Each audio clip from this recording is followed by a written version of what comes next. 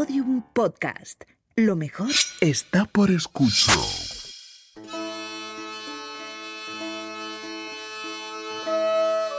En las huertas de mi padre, herido me le he hallado. Cosíle las sus heridas con aguja del bordado y atáselas bien atadas con tocar de mi tocado. 3 años lo tuve muerto, en mi cámara encerrado. Cada vez que le iba a ver, parecía vivo y sano. Lavaba su blanco rostro con rosas y vino blanco. Le mudaba la camisa todos los viernes del año. Van días y vienen días. La carne se iba dañando.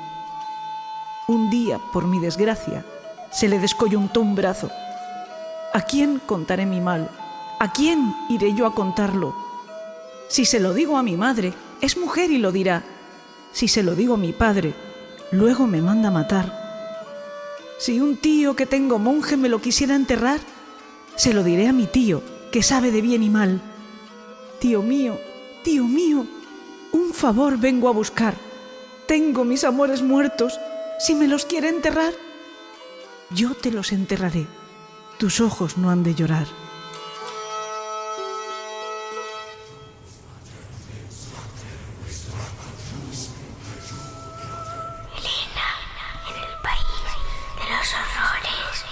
Con Elena Merino en Podium Podcast.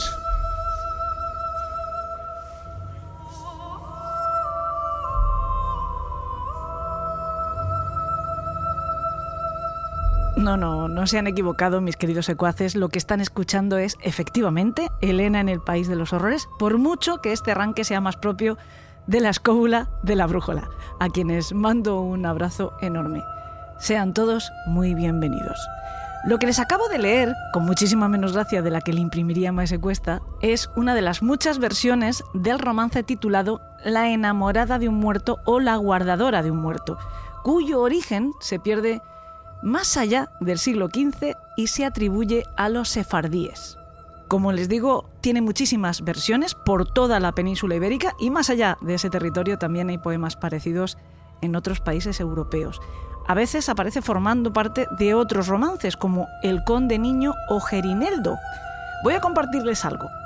Me han oído muchas veces decir que yo tengo un espíritu, un alma gótica, y la verdad es que no me extraña porque, además de los relatos originales de Hans Christian Andersen, que eran mis favoritos y que son de terror más que infantiles, entre mis cuentos de niña estaba, por ejemplo, el último romance que les he mencionado, Gerineldo, que me cantaba mi madre porque a ella se lo había cantado su abuela. Y hombre, una ya es veterana, pero desde luego no una momia del medievo, ¿eh? Lo que pasa es que estos romances de tradición oral han continuado vivos hasta casi nuestros días. Y a mí eso me parece maravilloso. Pero vamos a lo que vamos. ¿Por qué he empezado yo hoy El País de los Horrores por el final? Porque todo esto que les estoy contando, este romance, parece que encaja mucho mejor con el Club de los Marineros Muertos que en el resto del programa. Pues porque el caso que conocerán dentro de unos momentos podría asomarse como una versión más de la misma leyenda que se cuenta en este romance. Y sin embargo, parece ser que el caso ocurrió de verdad, con todo el loquísimo conjunto de hechos delirantes, alucinantes y difíciles de creer que conforman la historia completa. Antes solo quiero llamar su atención sobre algo que nos cuenta el etnógrafo Ion Talos en un artículo que publicó en la revista Folklore de la Fundación Joaquín Díaz a partir de su estudio sobre La enamorada del muerto, es decir, sobre el romance con el que ha abierto el programa. Él nos señala lo que tienen en común la mayoría de sus versiones. En casi todas ellas, la protagonista suele ser una joven. Muchas veces es una princesa que se enamora de un muerto o de un hombre moribundo que fallece en sus brazos. Ella conserva y ama su cadáver en su alcoba, normalmente por 7 años. Aunque en la versión que yo les he leído sean solo 3, la mayoría de veces son 7 años. Este dato cobrará su singularidad en algún momento del caso de hoy. Lo lava con esencia de plantas y con vino para retrasar la descomposición y sobre todo para camuflar el olor. Le muda la ropa en las fiestas de guardar, pero es imposible evitar el deterioro del cuerpo y un día se le desprende un brazo. Esta es la señal que hace que ella comprenda que ha llegado el momento de enterrarlo. Pues estas mismas claves, con algunas modificaciones que casi parecen una adaptación del guión, se dan en el caso del que les voy a hablar hoy. Solo que no se trata, como saben, de ficción, sino de pura realidad. Pero los hechos son tan inverosímiles que les aseguro que me he esforzado buscando desmentir esta historia, buscando el artículo, buscando el documento que me demostrase que se trata únicamente de una leyenda urbana. Pero no lo he encontrado. Así que lo doy por veraz, por más que algunos pasajes, sobre todo los de la biografía temprana de su protagonista, sí sean, con toda seguridad, creaciones fantásticas de él mismo, pero iremos señalándolas. De hecho, esos primeros pasajes de la historia de Karl Tanzler, así es como se llama nuestro protagonista, que él mismo nos desvela en su autobiografía, más bien parecen las aventuras del barón Munchausen, siguiendo o empezando con ese aspecto ficcional que impregna todo el caso. Él nació en Dresde, en Alemania, el 8 de febrero de 1877. Según su propio relato, lo hizo en la casa familiar que llamaban El Castillo, pero no fue en ese, sino en otro castillo, la villa Kossel, donde se crió. Él cuenta que la mansión familiar estaba encantada, que su madre le habló con el tiempo de un fantasma, de una dama blanca que se aparecía desde hacía 200 años y que todos identificaban como la condesa von Kossel, su presunta antepasada. Una noble que vivió entre los siglos XVII y XVIII una vida bastante movida, por decirlo suavemente, con un embarazo antes del matrimonio, con un divorcio, para terminar convirtiéndose en la amante oficial de Augusto el Fuerte, rey de Polonia, con quien tuvo 3 hijos, y también una supuesta promesa de matrimonio por escrito que acabó siendo incumplida. La condesa von Kossel también tuvo un final un tanto aciago porque fue sustituida por otra en el corazón o en la cama del monarca y desterrada. Según Tanzler, esta mujer, a la que él consideraba el epítome del romanticismo, era además una gran alquimista y a eso se dedicó después de ser abandonada por el rey. Sin embargo, asegura que siendo aún un niño no sabía nada de ella porque no tenía ningún interés en su propio árbol genealógico, ni en nada que no fuera la ciencia y la ingeniería. Ni siquiera le interesaban las chicas, ni aun cuando fue universitario en Leipzig. También dice que mientras fue pequeño su familia nunca le había mencionado al fantasma. Y sin embargo, lo vio. En una visión o un sueño, cuando tenía 12 años.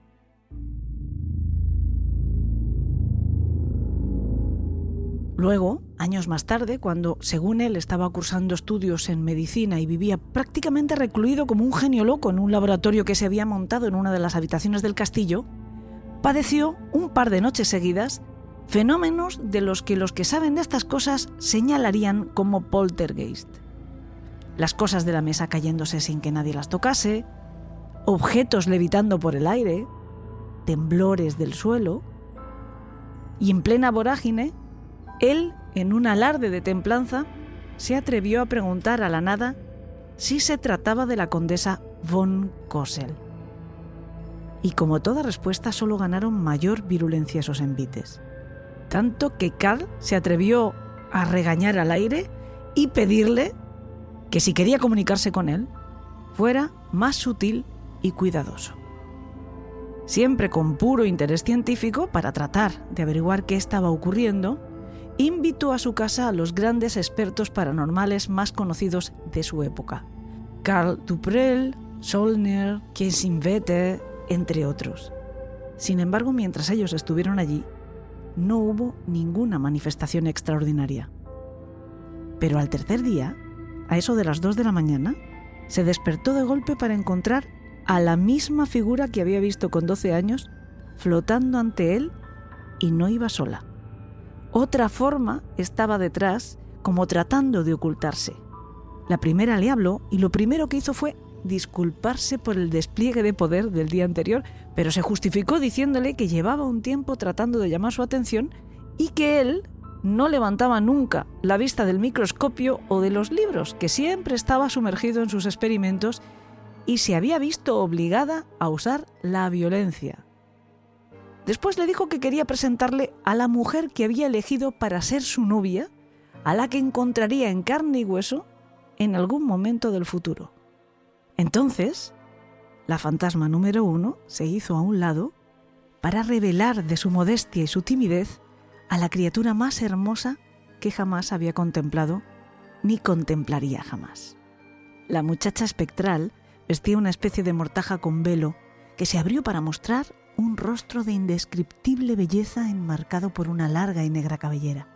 La joven le sonrió, pero inmediatamente después ambas figuras se desvanecieron. Después de aquello, Tanzler aún quiso con mayor ahínco encontrar una explicación racional a lo que había vivido y comenzó a estudiar metafísica. Más o menos una década antes del estallido de la Primera Guerra Mundial, Tanzler se embarca literalmente en una nueva aventura y comienza a viajar hacia el oriente. Recala en primer lugar en Génova. Visitó el cementerio y allí tuvo otra clase de encuentro preternatural. En una de las tumbas había una escultura de mármol que era de la misma mujer que le había presentado su antepasada fantasmal. Sobre la lápida de esta tumba ponía un nombre, Elena, y que había muerto a la edad de 22 años. Se lamentó entonces nuestro protagonista preguntándose por qué Dios le mostraba a su amor como un espíritu etéreo o como una mujer de piedra. ¿Por qué no se la mostraba de una vez de carne y hueso? Y entonces de repente las dos fueron una y un espíritu etéreo se desprendió de la estatua de mármol y caminó hacia él.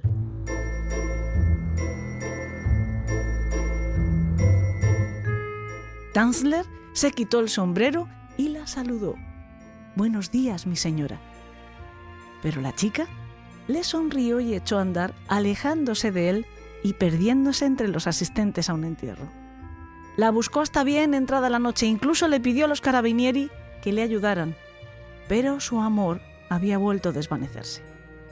Continuó sus viajes por medio mundo hasta recalar en Sídney, Australia.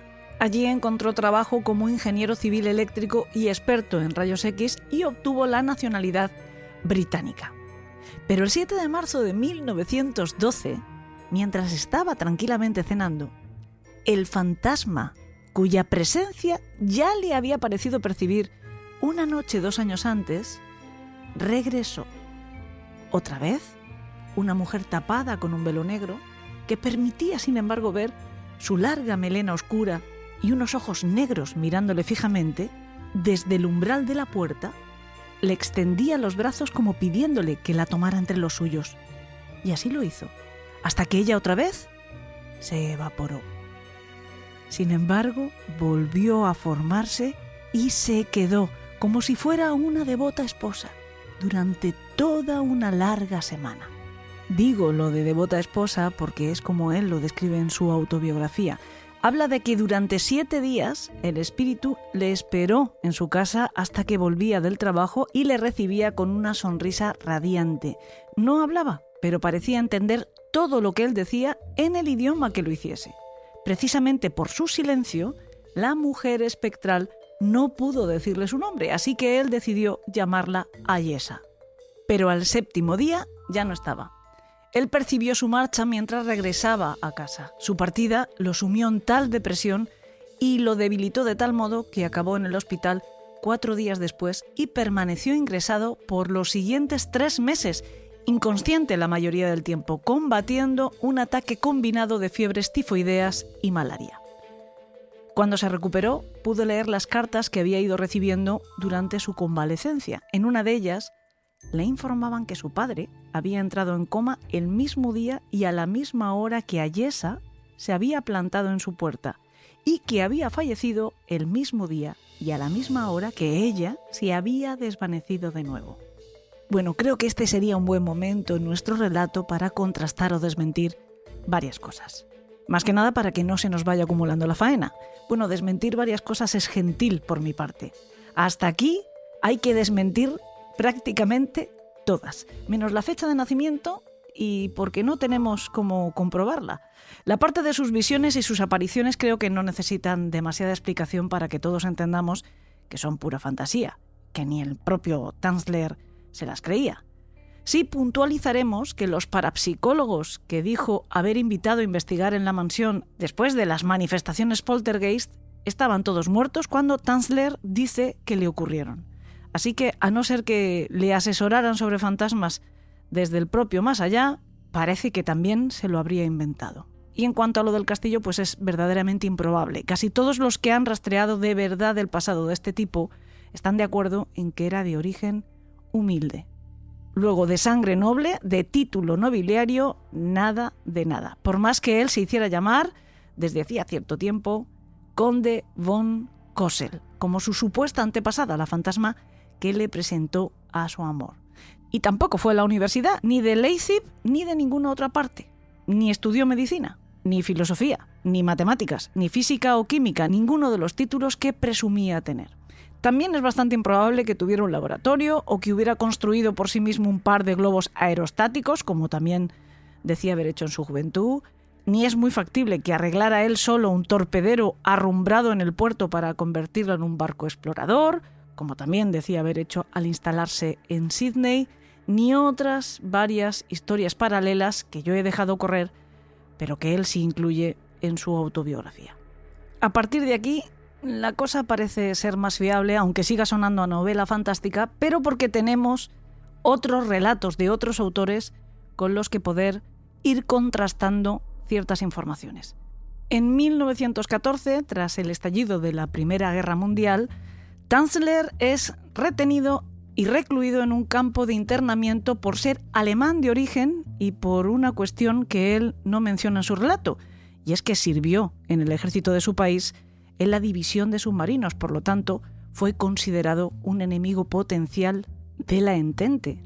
En este campo coincidió, entre otros, con varios monjes budistas de los que se hizo amigo.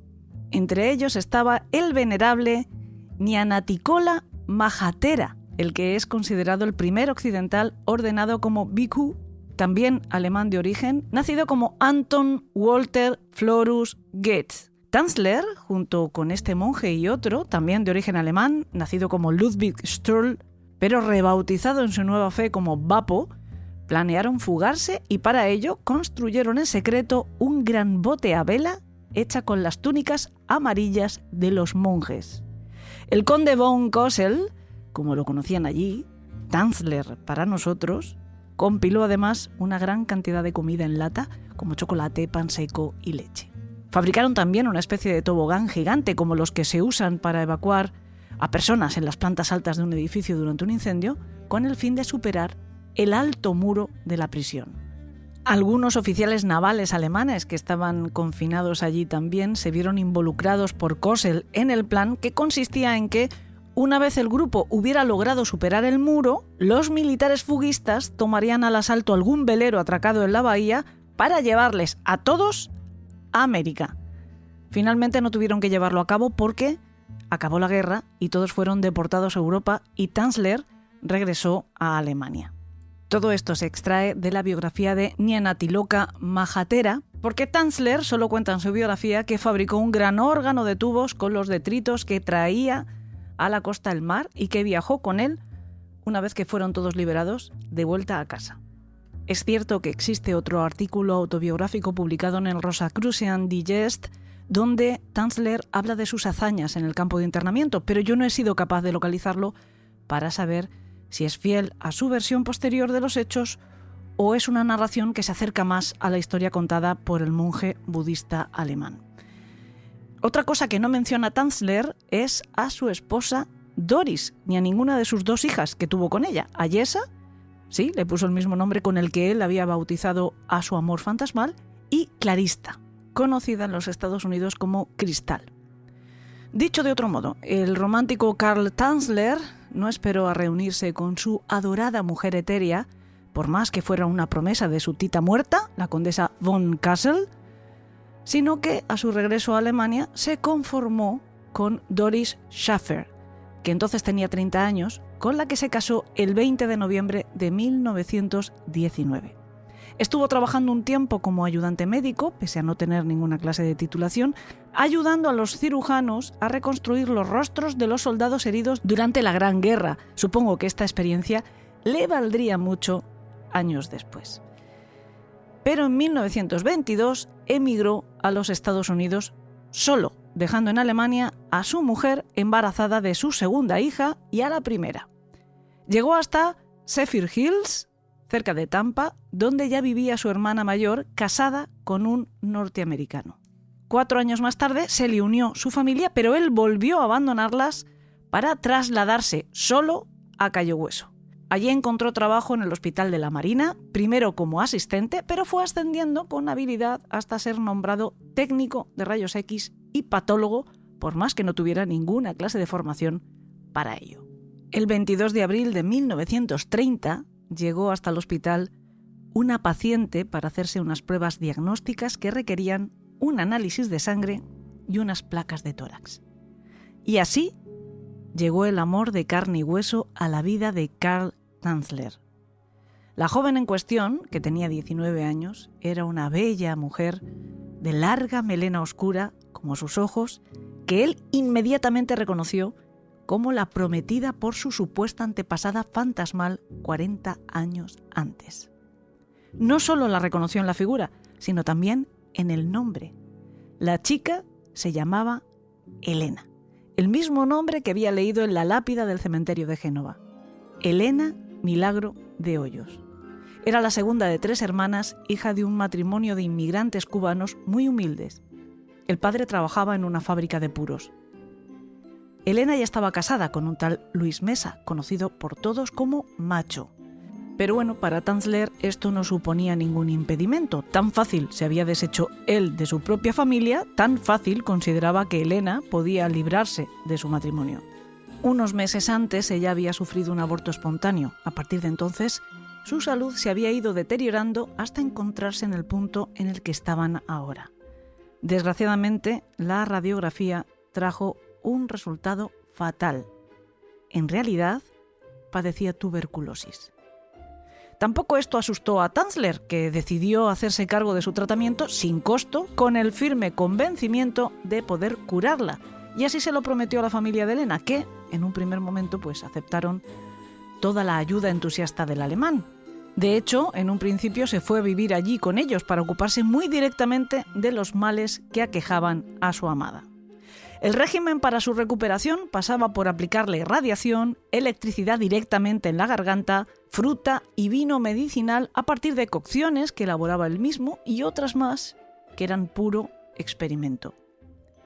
El excéntrico pseudocientífico había comprado un avión en estado ruinoso que decía estar reconstruyendo, entre otras cosas, para que les llevara a él y a Elena, en cuanto ella estuviera recuperada, hasta una isla del Pacífico que decía haber descubierto en sus supuestos viajes como explorador. Esa chatarra, a la que bautizó como Condesa Elaine von Kossel, en honor a su amada, estaba aparcada en la parte trasera del hospital, y él lo convirtió en una especie de gabinete del profesor chiflado donde aplicaba sus inventos a la pobre Elena. Después de que su madre le dijera que en su casa no iba a meter ninguno de esos aparatos que parecían extraídos del tebeo y que la mujer temía que acabaran incendiándole la casa. Tanzler además agasajaba a la joven enferma con muchos regalos bonitos, sedas, joyas, un aparato de radio, una cama nueva, y le propuso varias veces matrimonio, avance que fue todas las veces rechazado por ella con distintas razones. Que ella estaba casada, por más que su marido la hubiese abandonado en cuanto supo el diagnóstico, que en aquellos tiempos pues suponía una condena, o que ella era demasiado joven para un hombre de su edad, en fin, lo rechazaba una y otra vez, pero nada hacía sucumbir la pasión de este hombre, ni siquiera que los padres de la joven le echaran de casa cuando comprendieron que sus intereses no eran meramente médicos. El conde postizo iba a verla cada día y mientras tanto le escribía tórridas cartas de amor. Entre otras cosas le contaba que estaba recogiendo un ajuar de bodas para ella. Pero el 25 de octubre de 1931, mientras él estaba en el hospital, Elena murió. Tanzler hizo entonces lo que todos creían que era lo único que podía hacer ya por su amor, hacerse cargo del funeral. Pero no, la muerte tampoco lo paró. Visitaba cada día la tumba de Elena.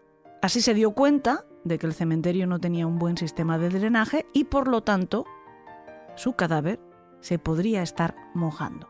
así que la cubrió con una lona impermeable mientras le construía un mausoleo. Cuando estuvo listo, inhumaron los restos de la chica y los trasladaron a una funeraria. Allí él dispensó a los restos un tratamiento muy especial.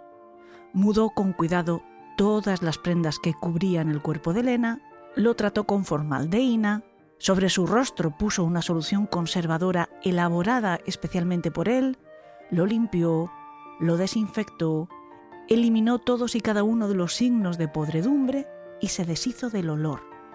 Finalmente, Elena fue depositada en una cubeta, lo que Tanzler llamaba un tanque incubador, que cerró herméticamente y que llenó con una solución antiséptica creada por él.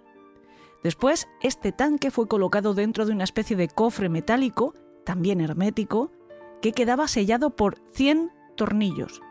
Todo esto fue depositado en el interior del mausoleo, que se cerraba con 3 pestillos cuya única llave conservaba él.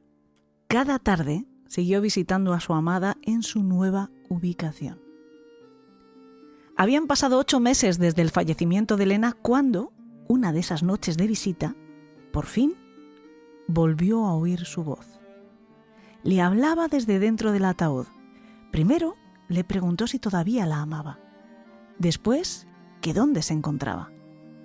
Tanzler respondió que estaba en una pequeña casa que él había construido para ella.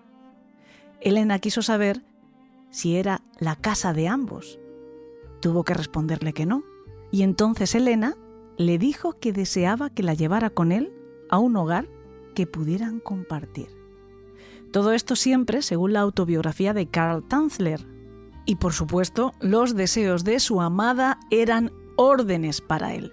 Le prometió que lo haría en la siguiente luna nueva, cuando la oscuridad pudiera ocultar su profanación. Carl estaba convencido pero inseguro.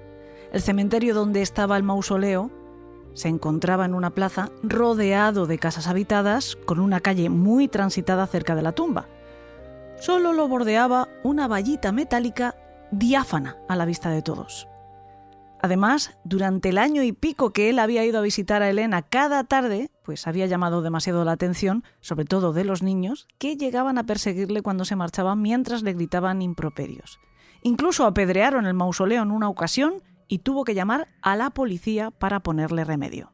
Pero 2 días antes de robar el cuerpo de Elena, ella misma le dio la solución, siempre según su narración. Le dijo que colocara una gran manta sobre la verja del cementerio justo delante de su tumba para apantallar la mirada de los curiosos. Le aseguró que la muerta de la tumba vecina era su amiga y que les ayudaría en su plan de fuga. Su voz siguió guiándole para indicarle la ruta que debía recorrer para salir de allí sin ser visto y le llevó hasta detenerle frente a una casa cercana deshabitada con una gran ventana por la que cabía el ataúd. Al día siguiente la alquiló con la excusa de ir a instalar allí su taller. En el escaparate de una juguetería encontró el medio de transporte ideal para Elena, un carrito de juguete, pero lo bastante fuerte para aguantar el peso del tanque incubador con el cadáver en su interior. Y con todo preparado, al día siguiente ejecutó su plan con éxito. Mientras escapaba del cementerio con su botín, dice que todas las almas que lo habitaban estaban fuera de las tumbas como invitados a una boda. Esa noche y el día siguiente dejó el ataúd de Elena dentro de la casa alquilada. Pero a la siguiente noche lo trasladó en taxi hasta el avión que decía estar restaurando, instalado en la parte trasera del hospital donde trabajaba. De hecho, el conductor le ayudó a subir al coche lo que suponemos que él creía que era un baúl de equipaje. La siguiente tarea le era familiar. Ya la había realizado una vez, un par de años antes, tras la primera inhumación del cuerpo de Elena. Procedió a lavar el cadáver en avanzado estado de descomposición. Mientras lo hacía, la oyó decir: «Ahora ya no me vas a querer nunca más». A lo que él, sin embargo, respondió: «Te quiero más que nunca», antes de besarla profundamente en sus labios secos e insuflar aire en sus pulmones, si es que seguían allí. La vistió con el vestido de novia que había comprado para ella, la cubrió con un velo de seda y le puso una corona de oro. Y en cuanto pudo, pues también le puso unos ojos nuevos de cristal que compró por catálogo. No se decidió a dormir con ella hasta que tuvo claro que no era portadora de ninguna bacteria nociva, aunque sí había otros habitantes en su cuerpo, larvas y gusanos, que cuidadosamente fue eliminando. Pero todo esto no restaba a ojos de Carl ni un ápice de su belleza y su magnetismo. Ni siquiera estaba muerta a sus ojos, ya no. Para él, Elena había resucitado. Mientras tanto, tuvo noticias de que su hija pequeña, a la que prácticamente no había conocido, había muerto de difteria. Pero esa muerte no le interesaba y ni siquiera costeó el funeral. Unos meses más tarde, el comandante que dirigía el hospital de la Marina donde trabajaba Carl y donde estaba instalado el ruinoso avión, que era la nueva morada de Elena, murió y su sustituto le ordenó que trasladara aquello inmediatamente. Se lo llevó a una cabaña destartalada en South Beach, cruzando media ciudad, pasando, por cierto, cerca de la casa de los padres de Elena, que lo saludaron con la mano, sin imaginar remotamente qué ocultaban las cortinas de la cabina de aquella desvencijada nave. Mario Martina, el cuñado de Elena, casado con su hermana mayor, Florinda, a la que todos llamaban Nana, fue quien le ayudó a adecuar el terreno para su nueva ubicación. Levantó después una especie de hangar de hormigón donde guareció el avión e instaló, según él, un laboratorio experimental dotado con un transformador de 1 millón de voltios, aparatos de rayos X y un quirófano. Había fabricado una nueva incubadora para preservar el cuerpo de Elena que también pudo instalar en el hangar. Pero su objetivo final no era detener el deterioro de los restos, sino resucitarla de verdad, recuperar células y tejidos para que volviera a la vida. Y él era optimista, notaba progresos con cada fluido de su propia alquimia que inyectaba en el cadáver. Percibía incluso color en las mejillas que, por otra parte, solo él creía que seguían allí. De hecho, él describe el aspecto de la muerta después de sus tratamientos como de una belleza radiante. Pero un nuevo envite de la vida les puso en problemas. La WPA, la Work Progress Administration, una agencia creada para dar trabajo en obras públicas a millones de desempleados que había en los años 30 en los Estados Unidos, mandó una brigada de hombres a limpiar South Beach y a construir cabañas y pasarelas de madera. Es decir, que la playa y por lo tanto las inmediaciones del hangar hogar de Carl y Elena se llenaron de curiosos en potencia. Para colmo de males, los meteorólogos anunciaron que un enorme huracán se dirigía en línea recta justo donde se encontraba la edificación. Carl la reforzó con vigas aquí y allá, protegió lo que pudo, incluido el cadáver, que lo puso tan alto como le fue posible, pero en tan solo 2 horas la tormenta se llevaría todo lo demás. Fue tan terrible que Carl estaba convencido de que iba a morir. Se abrazó al ataúd de Elena y le dijo que aquel huracán podía ser su liberación, podría llevarle a reunirse con ella en la otra vida. Después se sentó en el órgano y comenzó a tocar una pieza de Parsifal, de Wagner, pero ni eso podía escuchar por encima del terrible estruendo de la tormenta. Cuando al fin terminó, pudo comprobar que sus pertenencias se habían salvado, casi todas, lo que reforzó la idea de que la providencia bendecía su extraña obsesión y todas las acciones que impulsaba. Al día siguiente, sin embargo, pues tuvo noticias de la verdadera potencia destructora de la naturaleza desatada. Aquel huracán se había llevado por delante casas, autopistas y vías del tren, y más de 400 vidas. A la tormenta a la que no iba a poder sobrevivir su idílica situación es al gobierno, que hizo lo imposible por desalojarlo de allí, hasta dinamitar sus paredes. Y entonces sí, claro, tuvo que mudarse, con Elena, la incubadora, el ataúd y hasta 20 camiones repletos de cosas, hasta un nuevo edificio en la calle Flagler en mayo de 1936. Y allí pues continuó sus tratamientos hasta que en julio tuvo la convicción de haber logrado su objetivo. Observó, en pleno uso de sus facultades, tal y como él afirma, cómo los ojos de la muerta, 5 años después de ser enterrada, se abrían y ella hablaba, pero no telepáticamente como hasta entonces, sino moviendo sus labios y su rehidratada laringe, hasta el punto que Tanzler se planteó dar una rueda de prensa para comunicar no un milagro, sino lo que la ciencia, su ciencia, había logrado. Pero fue solo un instante. En el tiempo en el que él se fue a prepararle un té calentito a su amor, ella volvió a su terca inacción. Pensó que tenía que redoblar sus esfuerzos. En la nueva casa no había podido instalar todo su aparataje eléctrico, fundamental para su investigación, así que pensó que tenía que conseguir fondos para comprar un terreno en alguna otra isla donde construir un nuevo laboratorio. La cuestión era cómo lo iba a hacer, porque se había quedado sin trabajo. Le despidieron del hospital tras un ajuste de presupuestos. Se cree que siguió viviendo a partir de un cheque que le enviaba el ejército alemán como pensión por sus servicios.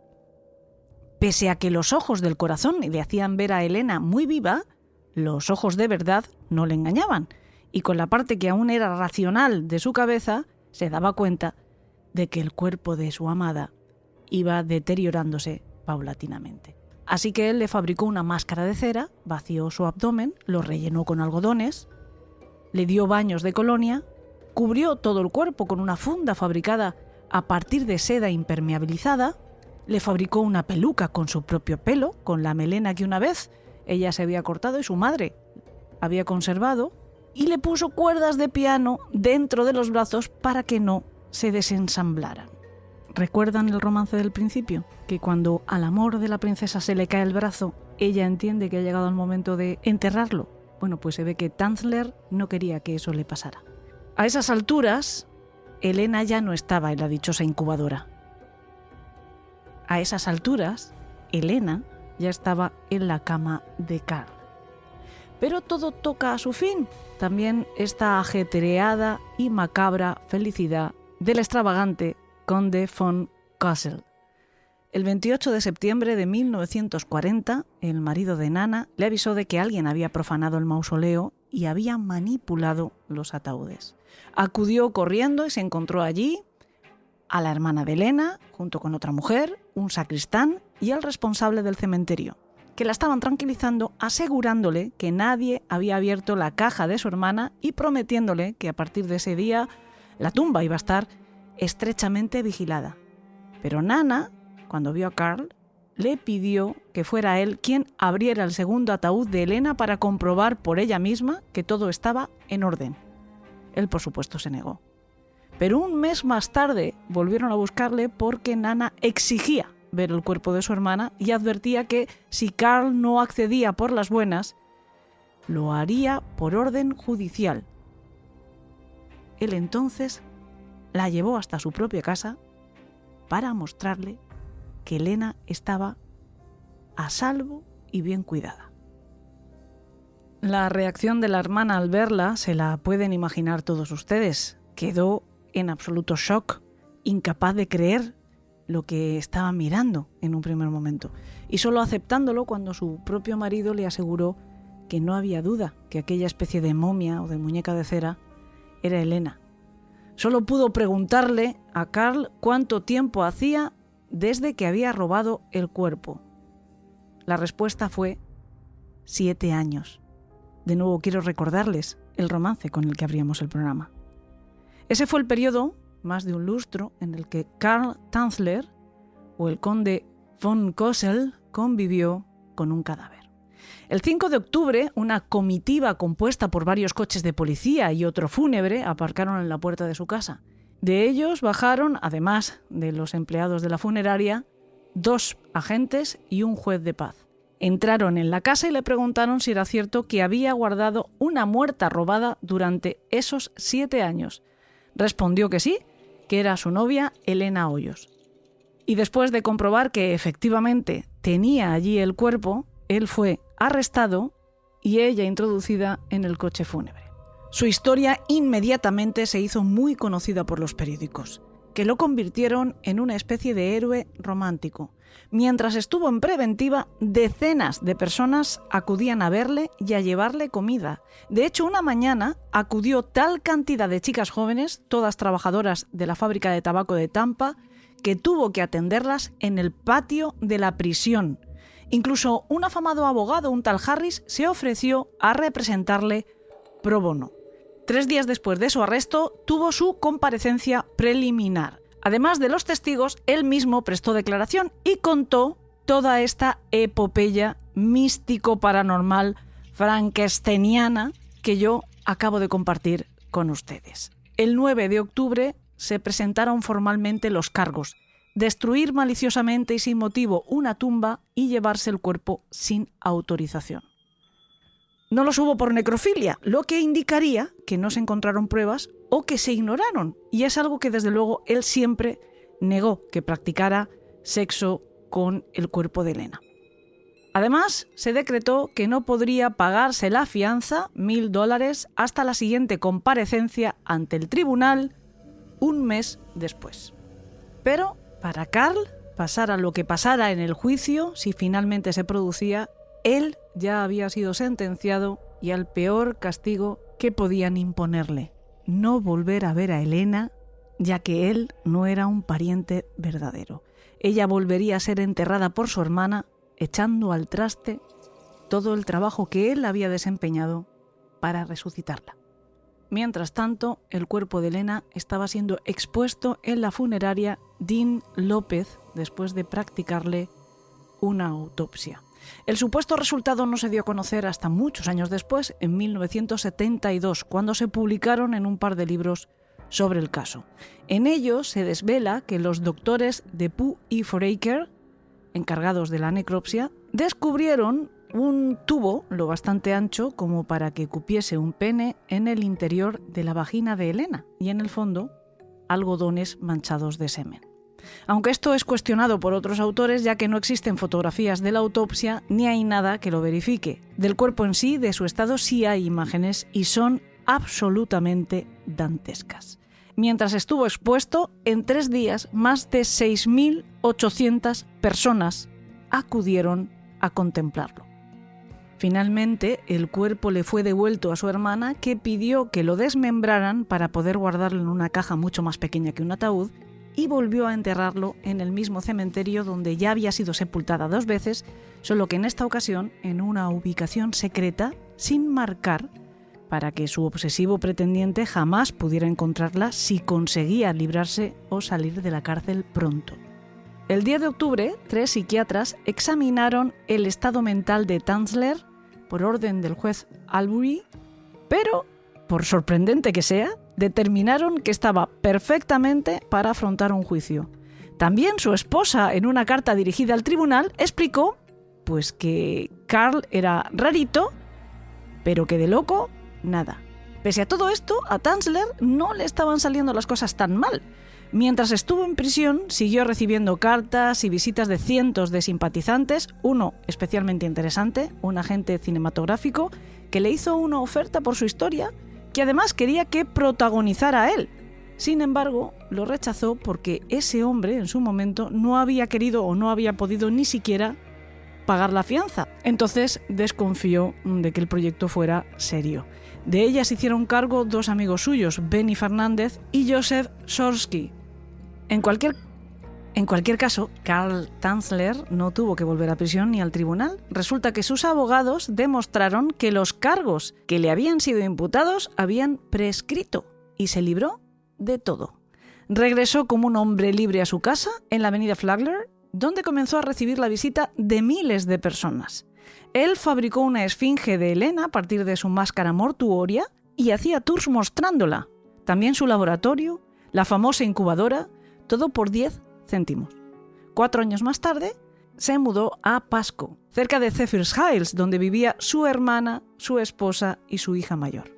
Fue sorprendentemente Doris, la esposa, quien le ayudó a mantenerse en sus últimos años. Eso y trabajar reparando órganos de iglesia y otras chapuzas. Se llevó con él, por cierto, su propio órgano, la muñeca representación de Elena y el condesa Elaine von Kossel, su avión, remolcado, claro, porque volar no voló nunca.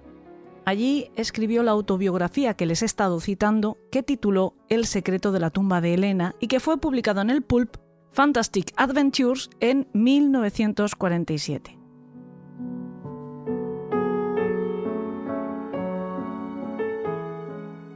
Se cree que el 3 de julio de 1952 murió.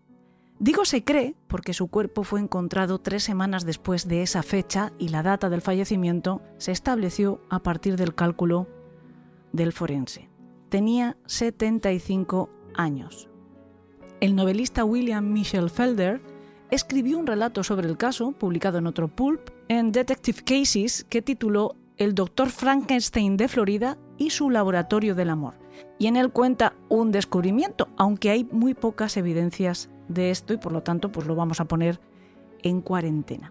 Según él, en 1982, unos obreros que estaban llevando a cabo una reforma encontraron una nota manuscrita de Tanzler explicando cómo asesinó a Elena. La nota, según se publica, dice: murió porque yo le di esto misericordiosamente. Mezclé raíz de acónito con acónito diluido. Le resultó apetecible y mi amada partió de este miserable mundo el 25 de octubre de 1931. No sufras más, dulce Elena. Te he enviado a Los Ángeles con mi elixir dorado. Bueno, esta Elena, la que les habla, todavía tardará un poquito en irse por hoy, pero antes quiero presentarles a unos amigos.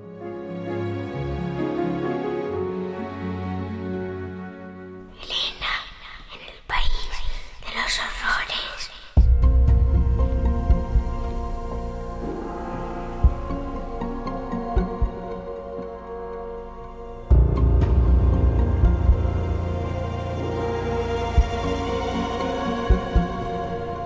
Pues, como les acabo de decir a todos mis secuaces, es el momento de presentarles una actividad fabulosa. Yo creo que una de las mejores actividades que se hacen para difundir todo lo que tiene que ver con tanto el estudio de la criminología y la criminalística del ámbito real, para todos los públicos además, como de ficción. De hecho, yo creo que es así un poco como nace este encuentro, jornada, festival, no sé exactamente cómo llamarlo, que se llama Caja Negra. Y tenemos el placer de estar junto a su CEO, que es Antonio Cela, y a una vieja amiga de este programa, que es Paz Velasco, que es la comisaria de este festival. No sé si es correcto llamarlo festival. Hola, ¿qué tal estáis?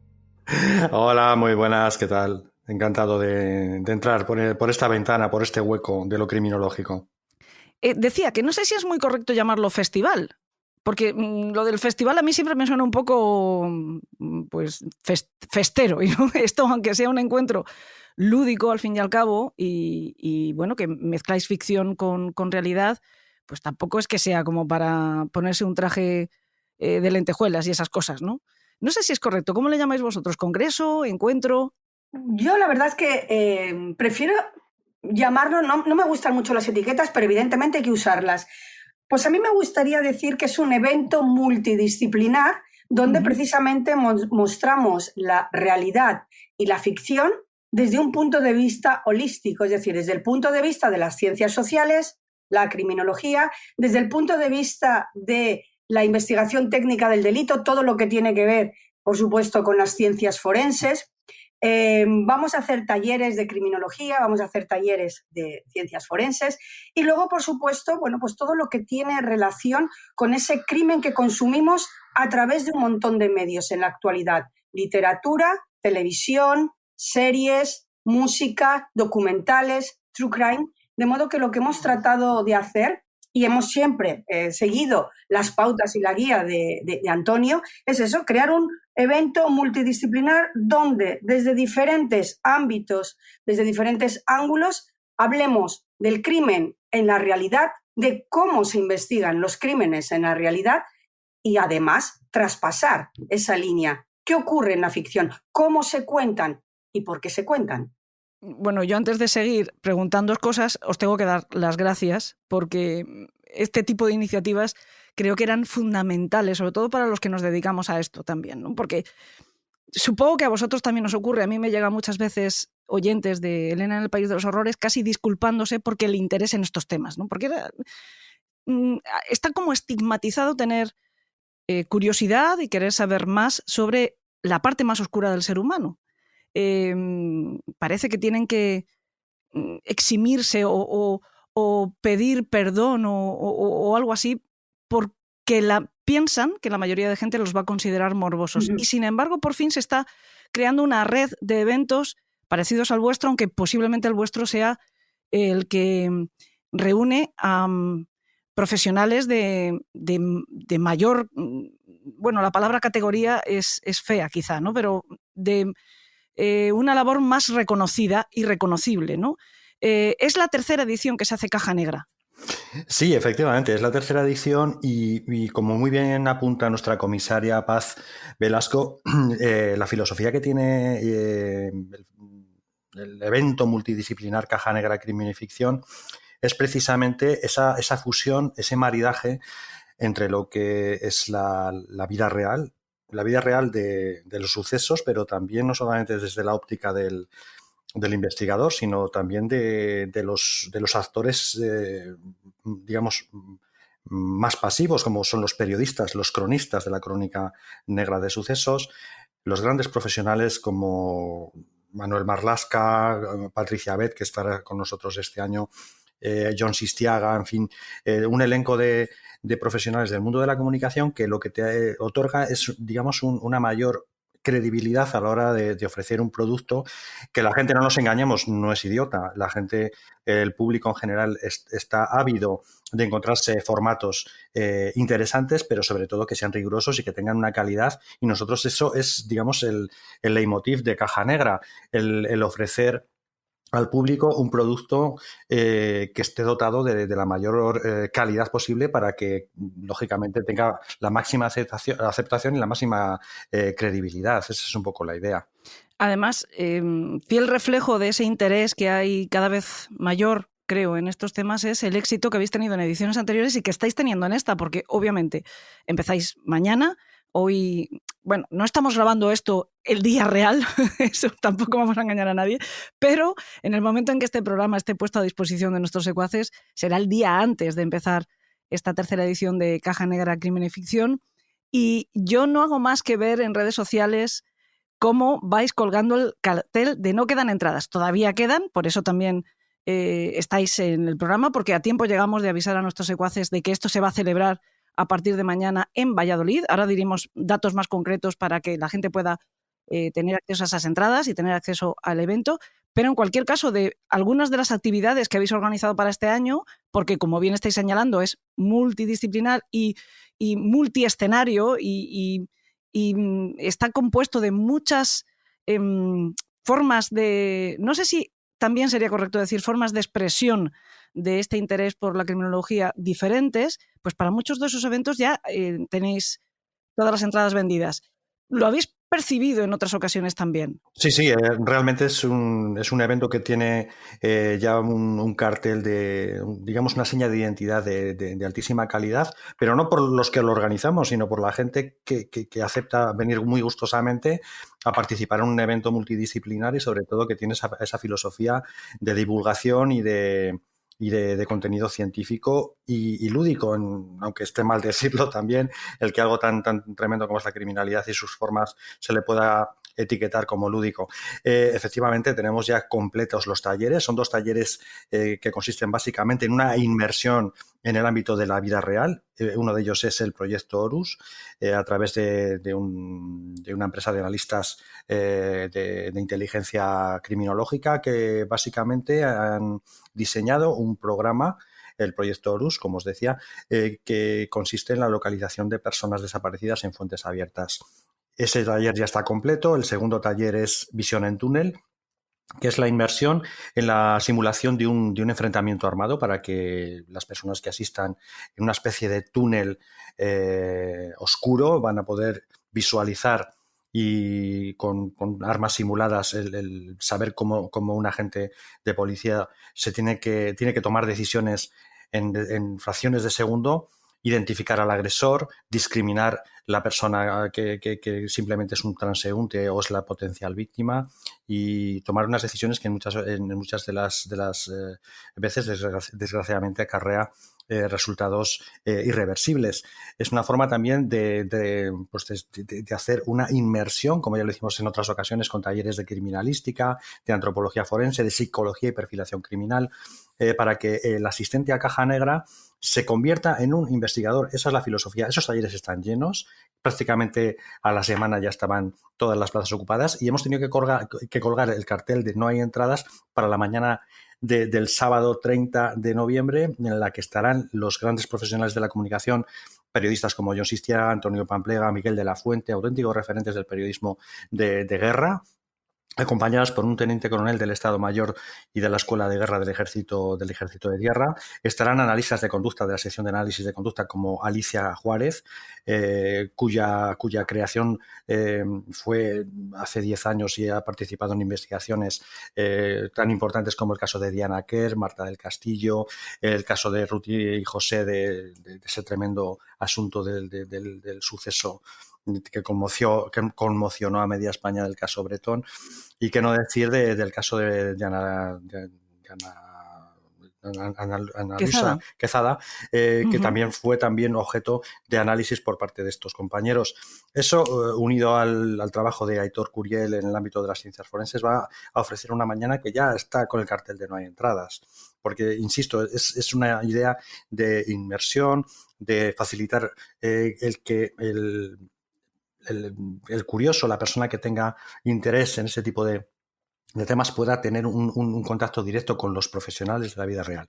Por la tarde tendremos la entrega de los premios Caja Negra con un festival. Eso sí que es un festival con música, con teatro, con una historia muy, muy lúdica, y prácticamente hay 300 entradas vendidas. Ahí sí que quedan algunas otras. Y bueno, y digamos que uno de los platos más importantes es el que ha creado a su medida, es un traje que ha hecho Paz Velasco, y yo prefiero que sea ella quien cuente qué es lo que va a ocurrir. Bueno, todo esto que he contado será en el Centro Cultural Miguel Delibes de Valladolid, en la Sala de Teatro Experimental.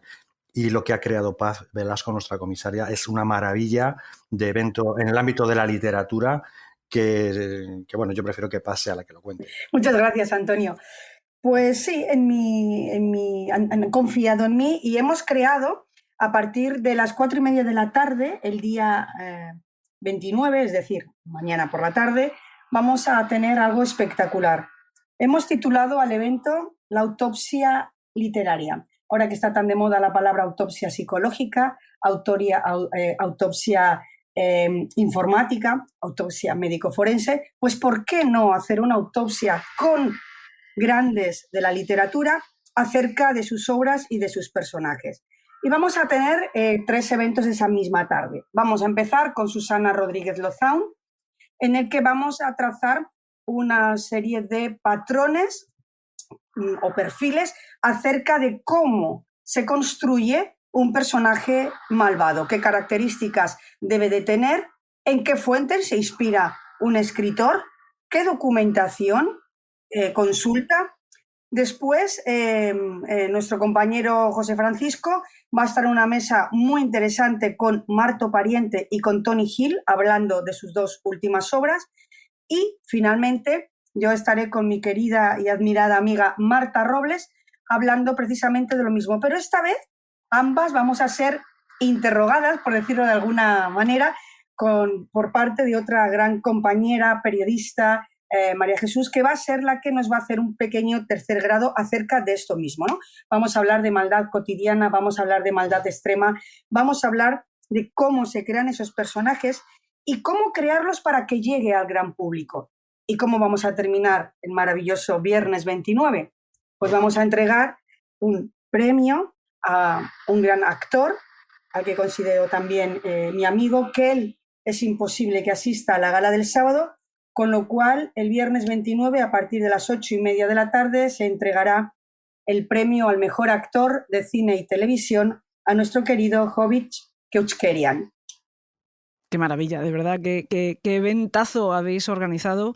Es espectacular. Este año he visto también que en esa programación que nos ha estado comentando Antonio, habéis prestado especial atención al reporterismo de guerra. No es la primera vez. El año pasado, por ejemplo, le disteis uno de los premios a Almudena Ariza. Me gusta también particularmente que no dejéis fuera ese género, no sé si llamarlo género o especialidad del periodismo, que a veces se aparta también de la crónica negra. Cuando ¿qué hay, no sé, más negro que la propia guerra? Es muy, muy interesante esta visión que vais a aportar, ¿no? Sí, efectivamente, es que nos parece fundamental visibilizar el papel del reportero de guerra como notario, como testigo cualificado de actos atroces, de actos de guerra, de actos de crímenes de lesa humanidad, y muchas veces esa presencia de los periodistas, como el caso de Almudena Ariza, Miguel de la Fuente, Jon Sistiaga, en su día Arturo Pérez Reverte, pues ha servido para condenar a auténticos genocidas y permiten resaltar el que en las guerras, aunque nada es justificable en una guerra, la guerra en sí misma es contra natura, sí.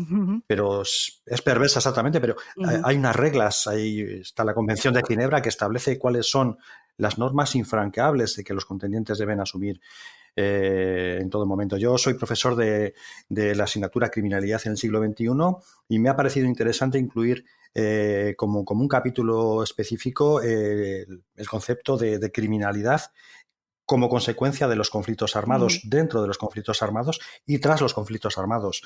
Es algo súper interesante y creo que las personas, junto con los que están, con los actores, los activos que están en el patio de operaciones, como nuestras Fuerzas Armadas, son sin duda ninguna los periodistas de guerra, los reporteros de guerra, los que tienen esa autoridad material y moral para poder relatar. Y además que está tan imbricado el crimen con el conflicto que ni siquiera en escenarios de guerra no nos son necesarios para observarlo, ¿no? Desgraciadamente, ahora en España hemos tenido una catástrofe que es algo muy parecido a un conflicto y estamos viendo cómo inmediatamente han empezado a actuar las personas que tienen una tendencia, ¿no?, criminal, enseguida saqueos, etcétera.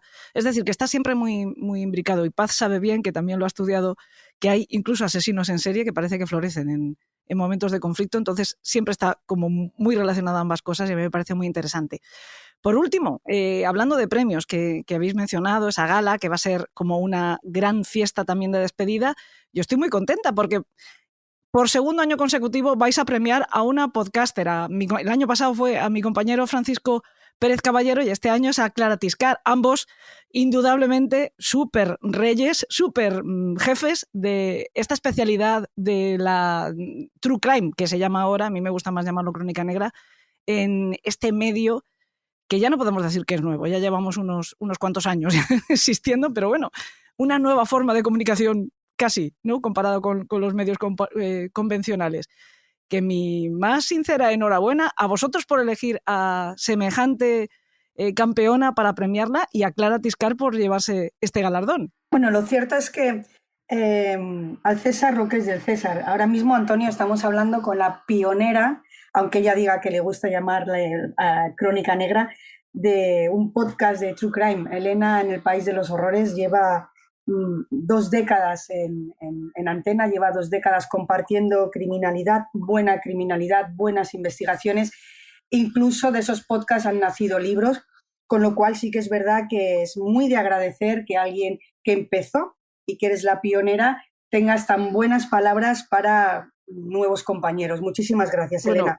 Paz, nuevos compañeros, no, sin lugar a dudas, ellos llevaban ya también un montón de años en esta especialidad y lo hacen muy bien, francamente bien, y de hecho yo soy consumidora de sus trabajos, aprendiza de sus trabajos y además es que no sé si alguna vez me has oído decirlo, pero yo no creo en la competencia dentro del podcast, creo en el compañerismo, porque afortunadamente a quien le gusta la crónica negra nos puede poner a todos en una lista de reproducción y nos va escuchando uno detrás de otro. Y habrá quien le guste más el trabajo que hacemos en Elena, el País de los Horrores, o quien prefiera cualquier otro programa, por no volver a mencionar a lo mejor a Paco o a Clara, ¿no?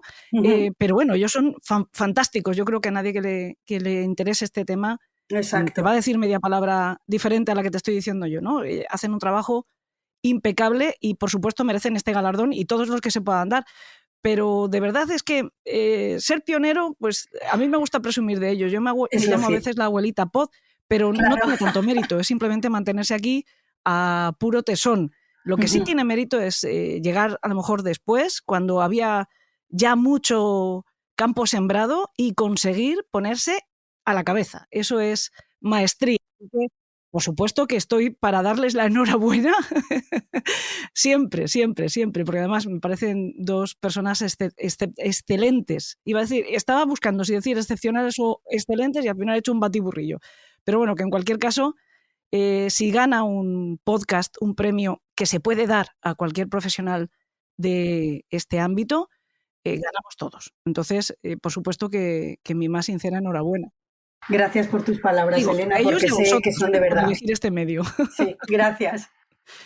En fin, Elena, yo simplemente quería subrayar lo que acabas de comentar, que no es algo que deba de pasar desapercibido, ni muchísimo menos, que es la calidad personal. Nosotros en Caja Negra y Paz, ¿verdad que está de acuerdo conmigo? No sé si es algo que bueno, como tenemos una especie de simbiosis cerebral, ella y yo, para prácticamente todo, consideramos que es imprescindible que en Caja Negra estén los mejores profesionales, las personas que tengan pues una, digamos, una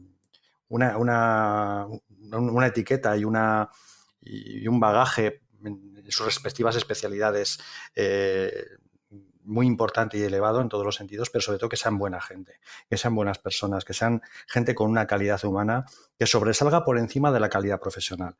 Y en ese sentido, podemos decir bien alto y claro que toda la gente que ha pasado y está pasando y pasará por Caja Negra está presidida un poco por ese concepto. Os voy a contar una anécdota así muy rápidamente. Hace año y medio tuvimos como primer premiado del capítulo de cine y televisión al grandísimo actor Javier Gutiérrez. Es de todos conocido su trabajo en La Isla Mínima, en fin, tantas y tantas películas memorables, y tener el placer de conocerle en persona y ver que ese personaje que llega a todo el mundo en la gran pantalla es infinitamente mejor como ser humano. Para nosotros es muchísimo más reconfortante y muchísimo más premio el poder compartir pues, espacios con personas como él. Y no sé, os podría hablar de Paco Echeverría, que es un antropólogo importantísimo y se ha venido en 2-3 ocasiones simplemente por el placer de estar con nosotros. Eso habla muy alto y claro de quién es la personalidad de cada uno de los invitados. No puedo estar más de acuerdo, porque tengo la sensación de que en un ámbito como este, hablando de crimen, etcétera, o las personas que se ponen delante de un micro o delante de un microscopio, me da igual, que se ponen a investigar esto, o son buenas personas, o son empáticas, o mal vamos. O tienen capacidad compasiva para entender al bueno y al malo, o mal vamos. Porque lo que no se puede es seguir con ese discurso ya tan antiguo del monstruo, del tal. No, yo creo que así no hay manera de abordar este tema para avanzar o para aprender, ¿no? y tratar de prevenirlo. En cualquier caso, yo tengo, de nuevo, ya sé que me repito, pero es que no me voy a cansar de daros las gracias por tanto bueno, tanto bueno, ¿no? Y Caja Negra lo es. Decirle a nuestros secuaces de qué manera pueden todavía adquirir entradas para participar en aquello donde queden huecos, porque además me alegro mucho de haber llegado tarde. Eso significa que la cosa va bien, pero bueno, todavía tendrán alguna posibilidad de disfrutar de alguna de las actividades. ¿Dónde tienen que acudir? Si me permitís a las dos, quiero resaltar uno de los eventos que todavía quedan entradas, y es el epílogo, es el broche de oro de esta edición de Caja Negra Crimen y Ficción, que es la participación de una diosa de la danza a nivel mundial, que es Lucía Lacarra. El domingo, día 1 de diciembre, a las 7 de la tarde, se cae el telón de Caja Negra 3.0 con una figura importantísima del mundo de la danza.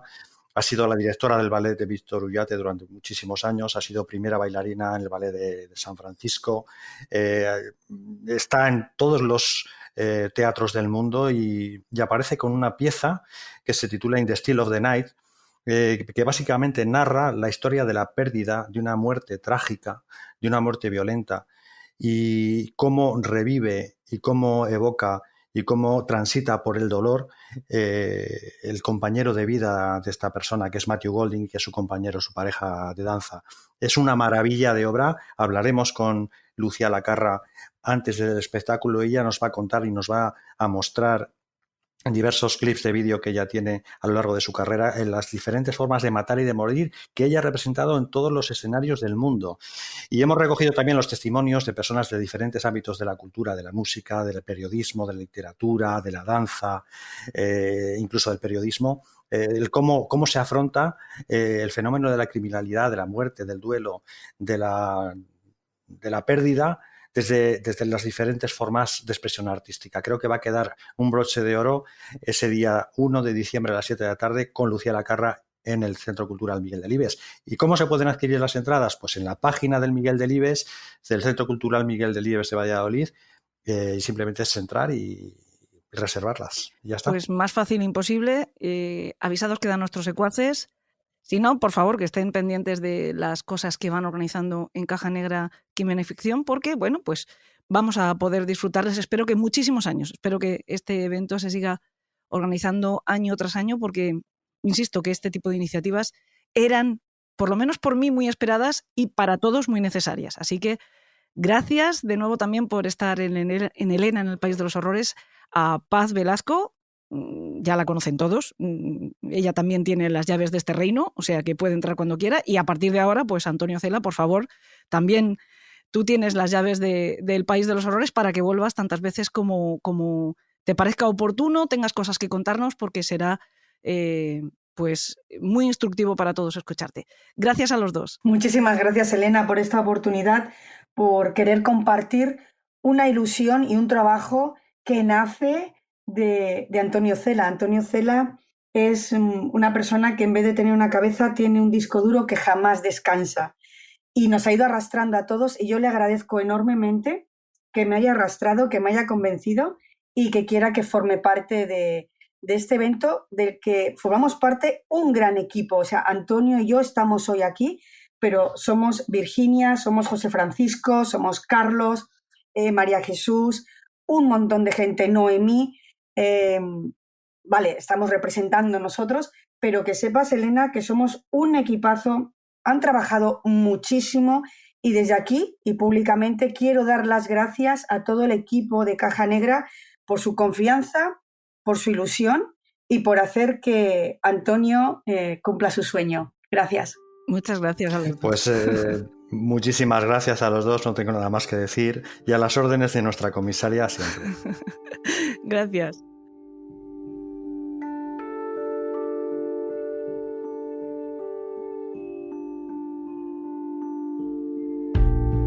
Nosotros vamos a procurar estar allí, en Caja Negra Crimen y Ficción, para tratar de hablar con algunos de los participantes y poder traerles después a ustedes sus experiencias. Aunque de momento, para la semana que viene, que toca programa de mecenas, voy a ir recopilando algunas historias más, que las hay, como la de este nuevo habitante de El País de los Horrores, que es desde hoy Karl Tanzler, o el conde von Cosel, que la verdad, sabiendo lo que hizo, me parece un nombre artístico muy bien elegido.